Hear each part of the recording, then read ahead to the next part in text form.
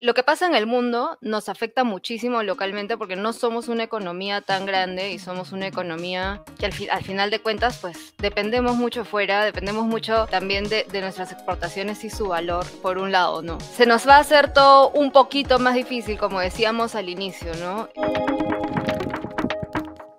Y ahora nos contactamos con Paola del Carpio, ella es coordinadora de investigación de redes, con quien conversaremos. Yo les había un poco planteado el escenario de la economía hasta ahora, ¿no? Y en un contexto bastante local. Ahora con Paola lo que queremos hacer es mirar un poco hacia el futuro, ¿no? Los próximos 12 meses y desde un punto de vista global, porque lamentablemente la economía peruana depende de, como dicen, ¿no? Si China se resfría, acá es que se sienten los síntomas y no necesariamente allá. ¿Cómo estás, Paola? Muy buenas noches. Muchas gracias por acompañarnos. Hola, Ale, gracias por la invitación. Sí, sí, se nos viene un futuro un poquito más difícil, ¿no? Por lo menos decir eso.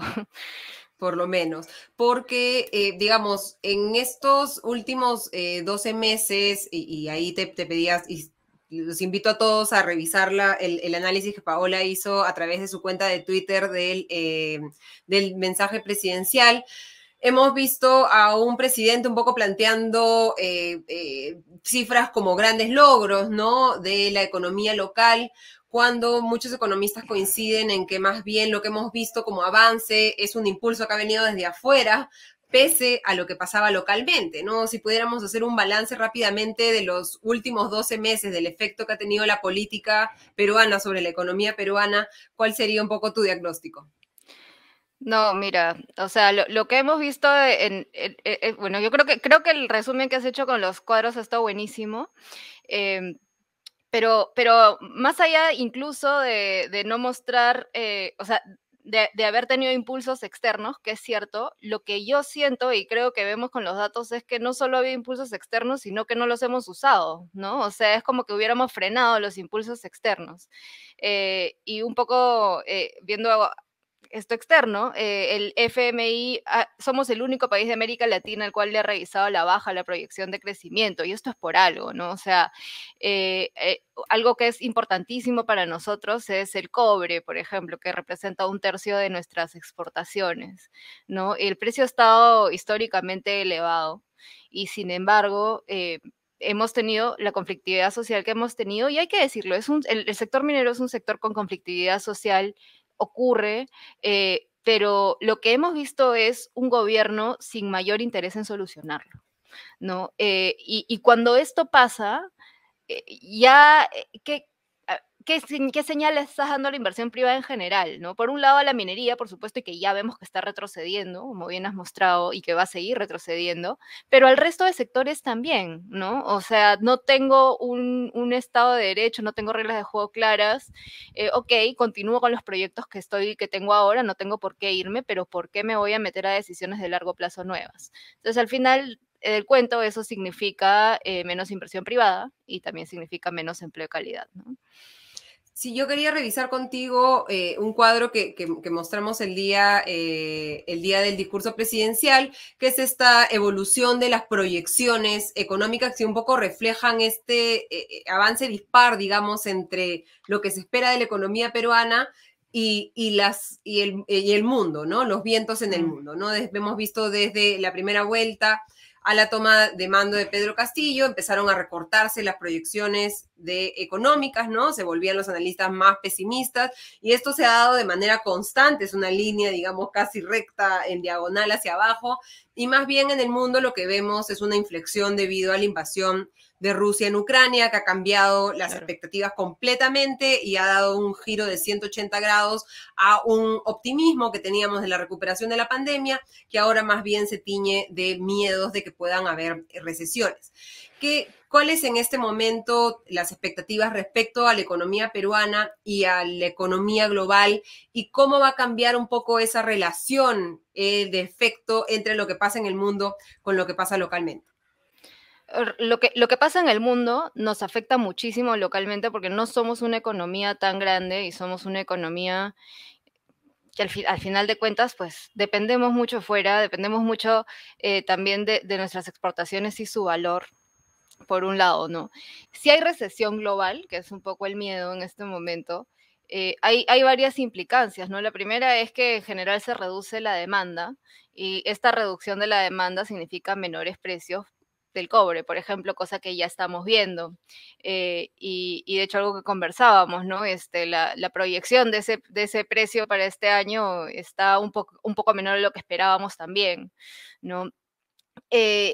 Eso sumado a la inflación global y el aumento de las tasas de interés, significa para nosotros también salida de capitales, ¿no? Porque si aumentan las tasas de interés, se vuelve más rentable, digamos, invertir en destinos más seguros que los países emergentes como el nuestro, ¿no? Por ejemplo, Estados Unidos. Y salen capitales, se reduce el precio del cobre, ingresan menos dólares. ¿Esto qué genera? Presiones al alza del tipo de cambio. Para nosotros esto significa también una presión inflacionaria más, ¿no? Porque nosotros pagamos, por supuesto, nuestras importaciones en dólares, ¿no? Y ya por el tema de la inflación a nivel global, las importaciones ya están caras, ¿no? Y podrían estarlo más con estos problemas del tipo de cambio. Y claro, lo que se ve también con el temor de la recesión es esto de una búsqueda que tiene que ver con lo del tipo de cambio, una búsqueda de activos refugio, ¿no? Y por eso se aumenta la demanda del dólar. Y eso es un poquito lo que pasó aquí en grande, en magnificado, ¿no? Si recuerdas el segundo semestre del año pasado, hubo como mucho miedo de lo que iba a pasar con la economía al inicio y todo el mundo empezó a comprar dólares, el tipo de cambio se desbordó. Bueno, algo así, pero a nivel global, ¿no? O sea, es un poco el temor por el temor por la recesión global puede generar un poco de esto. Sí, y acá mostrábamos un cuadro, estas son las últimas proyecciones de Cochilco en Chile, que ya han ajustado su proyección del precio del cobre, ¿no? Que cerró el 2021 en este máximo de 4 dólares con 23 centavos la libra, ahora más bien ven un nivel de 4 dólares por libra, que hay que decir es menor que el que ha manejado el Ministerio de Economía y Finanzas para pedir este crédito suplementario, este gasto adicional de más de 7.000 millones de soles. Esto genera el riesgo de que podamos estar gastando más de lo que al final va a entrar en términos de recaudación. Sí. O sea, las proyecciones de ingresos de la economía están con un precio del cobre que ya no es cierto, ¿no? Y que probablemente ya no va a ser cierto, y eso genera también pues problemas para la caja, más allá de, por supuesto, lo que implica el haber retrocedido en producción minera, por ejemplo, ¿no? Que eso ya es bastante. De hecho, leí un dato de Miguel Castilla que decía que por cada dólar que cae el precio del cobre, el fisco deja de recibir más o menos entre 3.000 y 4.000 millones anualmente. Es un montón, ¿no? Entonces, Claro. sí es algo preocupante Y para la deberíamos estar economía. escuchando mensajes digamos, al menos de mayor precaución en el gasto y no esta, digamos, lluvia de millones, vamos a gastar en esto, en esto, en esto, en esto, en esto, que es lo que lamentablemente estamos viendo hasta el Así es, momento. así es. Y yo creo que si algo positivo podemos resaltar, algo en la economía, en el manejo de la economía en este último año, es, por ejemplo, el haber elegido un adecuado directorio del Banco Central y mal que bien no haber tenido ministros de economía disruptivos, ¿no? O sea, eso es algo que va bien, pero o sea, esto de proteger nuestra estabilidad macroeconómica es algo que tenemos que agarrarlo así, ¿no? O sea, nos ha costado muchísimo trabajo lograrla y por supuesto en tiempos de vaca flaca las presiones por gasto se ponen muchísimo más duras, ¿no? Es el momento más oportuno para escuchar a los buenos técnicos que todavía quedan en el Estado, ¿no? Sí, y tomar la precaución, digamos, de que podemos haber sobrevivido los últimos 12 meses con estos vientos a favor de la economía peruana, sin mucho empuje local, digamos, a la economía, pero que eso creo que no va a funcionar en este escenario No. más complicado. Mostramos el alza de las tasas de interés a nivel global, que lo que hace es que sea más caro prestarse dinero y por lo tanto más caro invertir y por lo tanto más caro generar un nuevo puesto de trabajo. Y esto no solo es a nivel global, sino también a nivel local. Así es, o sea, se nos va a hacer todo un poquito más difícil, como decíamos al inicio, ¿no? Y aquí, o sea, si pudiéramos plantear una agenda, digamos, para el gobierno, dado que ya sabemos que la cosa no va a estar fácil, es, o sea, tenemos un entorno muy adverso, yo creo que es bien difícil, además, por la situación política que vivimos, esperar grandes reformas o medidas demasiado enfocadas en productividad, que es algo que venimos pidiendo hace tanto tiempo, pero es difícil esperarlo. Por lo menos partamos de lo urgente, ¿no? Lo primero, yo creo que con la crisis institucional que tenemos, los escándalos, las rotaciones, los malos nombramientos, todo esto pasa Los cambios factura, de ¿no? Y al ministro final, cada día. así es. Y todo esto pasa factura. La primera factura, la más clara, creo que es el retroceso de la inversión pública.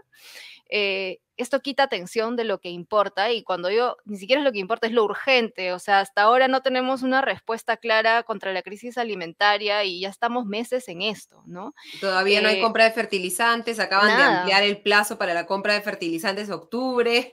No sé si Y en el porque saben que no los mensaje vamos a no se tener. dijo nada, o sea, nada al respecto. Se dijo, bueno, los fertilizantes llegarán en agosto. Eso ya nos lo habían dicho. O sea, Claro. realmente es como que el nivel de importancia que se le da a esto, como te digo, ya ni siquiera estamos pidiendo lo importante, estamos pidiendo lo urgente, ¿no? Estamos hablando de personas que no están comiendo 3 veces al día. No son pocas, son casi 4 de cada 10 peruanos, ¿no? O sea, estamos en un contexto muy complicado y que además puede tener implicancias de largo plazo, ¿no? Pensemos lo que puede generar esto en, bueno, yo como economista pensando siempre en productividad futura, pero pensemos en verdad lo que puede generar esto en las personas y en su desarrollo de verdad, el hecho de no estarse alimentando adecuadamente, ¿no? Y por supuesto, otra cosa que faltó y que, a ver, como la crisis institucional se vuelve imposible, es la confianza. O sea, ¿qué confianza tienes de que esto va a empezar a encaminarse, de que va a haber un suelo un poco más fino para invertir? La verdad es que no mucho, ¿no? Y bueno, si algo, el gobierno debería enfocarse en lo que está en su control, ¿no? No hay mucho que no está en su control, hay que decirlo, no todos los problemas que enfrentamos son culpa del gobierno, pero el gobierno sí debe hacerse responsable por la mitigación de los riesgos, ¿no? La de la inversión pública, como tú lo has dicho, es imperdonable, sobre todo el Mm. hecho de que sea el gobierno nacional el que está ralentizando las cosas, y nuevamente acá es una pasada de factura por todas las malas decisiones a nivel institucional, ¿no? El Claro, manejo puede de no ser conflictos culpa del sociales. gobierno, pero sí es responsabilidad del gobierno, al No, menos eso en tratar de. particular sí es, además, ¿no? O sea, porque ahí sí tienes un Ujú. problema claro de, o sea, ausencia de meritocracia, malos nombramientos, rotación constante. O sea, ahí sí no es que digas, ay, las aguas externas no me están ayudando, no, no es así. O el Congreso, ¿no? Sí, que el Congreso, y hay que decirlo, trae sus propios problemas, ¿no? O sea, Sí, también ha traído diferentes iniciativas que generan presiones y que ahora hay que evitarlas más que nunca, ¿no? Porque si vamos a tener todo este viento en contra, peor aún, ¿no? Necesitamos también ya poner una agenda clara con el tema de los conflictos sociales. ¿Qué se va a hacer? ¿Se va a hacer algo? El tema de las que Bambas no no se está mencionó en el resuelto, mensaje ni una sola vez, ni pese a que una hay más sola de vez. 200 Parece que eso conflictos estuviera sociales en el perfecto. país. Sí. Más de 265 mineros, si no me equivoco, y en verdad no se puede avanzar así, ¿no? O sea, ni siquiera hay una señal de que el gobierno ahora sí le va a interesar el tema y va a hacer algo al respecto, ¿no? Ujú. Y la conflictividad social, más allá del tema minero, ¿no? Obviamente, cuando hay estas presiones inflacionarias, la conflictividad social va a estar ahí latente, ¿no? Entonces, el gobierno se tiene que poner las pilas, como decimos, ¿no? O sea, sí, Claro. yo creo que claramente ya no va a tener vientos a favor que lo sostengan. Entonces, o empiezan a hacer las cosas un poco mejor, o simplemente no solamente el viento a favor ya no va a estar a nuestro favor, sino que nos va a empujar, ¿no? Y nos vamos a ir muy rápido hacia abajo. Claro, y eso se va a reflejar en incremento de pobreza, en que más peruanos no tengan la capacidad de comer 3 veces al día, que nuevamente es imperdonable en una situación en la que en este momento, ¿no? El mismo presidente dice que la economía está avanzando y que todo Mm, está más o menos bien. Muchísimas así es. gracias a Paola del Carpio por habernos acompañado esta noche y por siempre tu claridad y tu análisis y tu sonrisa también. Para alegrarnos Gracias, un poco Pablo. estas Algo. malas noticias, es mejor darla con una sonrisa. Muchas gracias, Paola. Gracias, buenas noches.